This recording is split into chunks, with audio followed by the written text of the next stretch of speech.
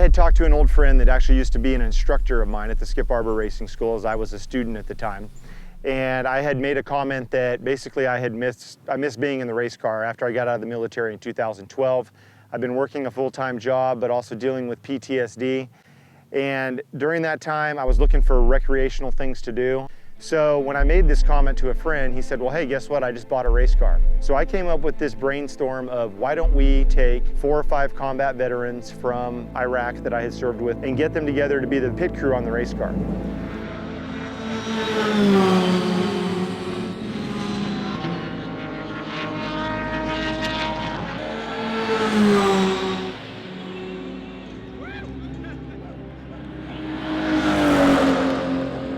The 25-hour actually was a really bad idea to do a first event for if you haven't been in a race car in 10 years, such as myself. I can relate it to what all of these guys had to do in Baghdad in 2007 during the surge. So these guys know what it's like to be out and about in harsh conditions for 30 hours with no sleep, minimal food, and for them to stay up throughout the night and to support the team is a no-brainer.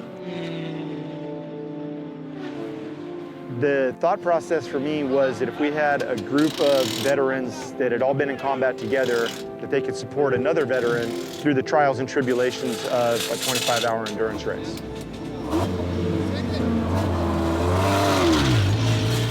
They're getting recreational therapy. They have that brotherhood once again, and that's something that a lot of veterans I feel are missing when they come back home. They tend to isolate. They put themselves in a position where they don't want to leave the house. They don't want to blend back into society. And I went through the same thing. I was missing being around my brothers and my brothers in arms. And so what could I do to bring them all back together? What better than at the racetrack, which is something that I have a passion for. We started talking about this at the beginning of 2016, but in all reality, we didn't actually have a car or have a vision until about 4 months ago. I believe that the reason we have a 30-man team out there in pit lane taking care of the race car and getting the vets involved is because we still have people that are patriotic. We still have people in this country that care about veterans' well-being. We're running a 2-liter 4-cylinder motor powered by Mazda. Puts out about 180 horsepower. Our budget is minuscule in comparison to those top teams. So it's pretty impressive with such a small budget, under horsepowered car compared to the bigger cars that are running 500, 600 horsepower. The fact that we're able to be competitive in a sense says a lot.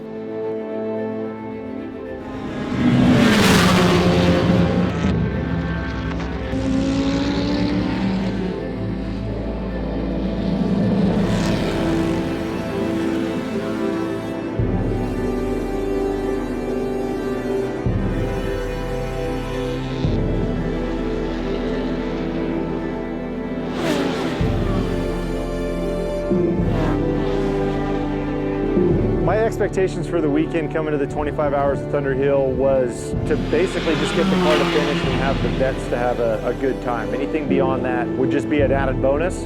And as the race started to progress, we ended up in the top 10 early on. The attrition rate got well enough, as it always does in endurance racing, to where we ended up 6th overall and 1st in class. So beyond our wildest expectations that we would actually finish almost in the top 5. I'm speechless. Again, the fact that we put this together between August and now, the response from the vets on how well this went, it doesn't get any better. We are already in some talks with the HR department at one of the top NASCAR teams on possibly developing an employment path for the veterans to be able to get involved in the motorsports world. That's something that a veteran desires to do as far as a career from here on out. That's on the table.